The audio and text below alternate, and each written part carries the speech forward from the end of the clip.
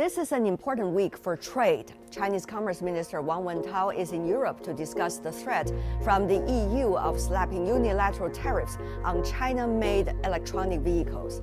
At the same time, media reports suggest that senior US and Chinese economic officials will meet this week in Beijing for discussions on their joint economic trajectory and policies.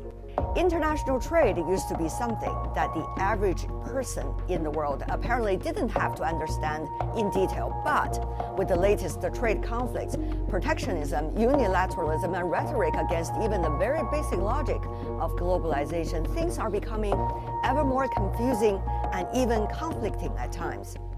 I'd like to share with you some of the basics and the most crucial updates by meeting some key figures with whom I interacted during the largest annual event of the World Trade Organization, the WTO's Public Forum, which is believed to have attracted a few thousand from all over the world to its Geneva headquarters last week. Rome is not built in one day. There are so many people that are working very hard every day against the headwinds in order to make things happen. I realize that everyone there understands the best way to build allies for global trade is to make trade and trade policies more accessible for all. Rather than being told by politicians what's the best for us, we can build our own opinions regarding what trade can do for us all.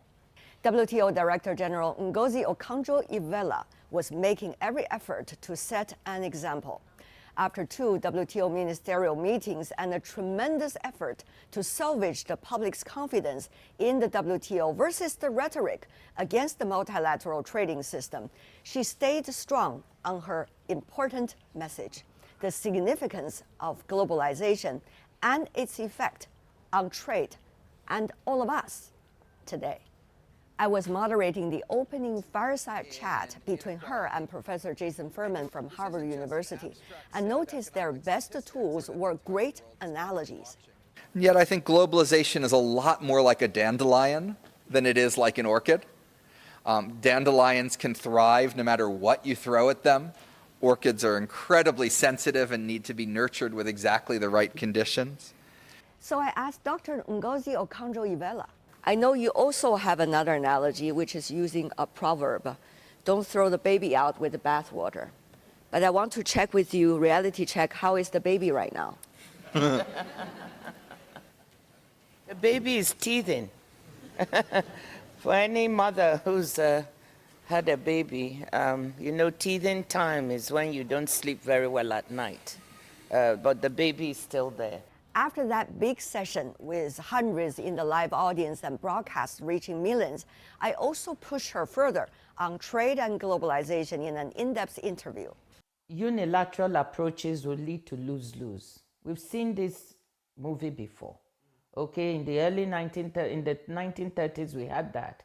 So let's try not to do that. And the poor countries who are members of the WTO will not have the power to compete or to defend themselves against measures.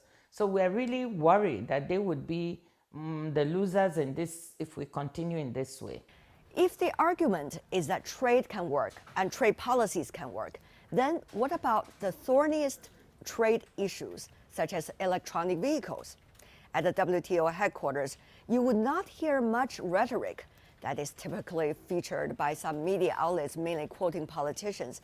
Instead of more pragmatic assessments by different stakeholders about what it might mean to them and what they hoped to see out of it. We are embracing a lot of changes and new technology, innovation, digitization with China. And China has brought a big and rapid changes, especially on electric vehicles. You can see that, and that has a big change factor to the entire region. For the electronic vehicles dispute, Africa is in the room. So and it mustn't parrot what China wants or what the US or the EU or Canada wants. It must champion its own interests first. So in the dispute, I think everybody will be watching that very closely. Recent years, especially recent months, the China's EV has attracted so much attention.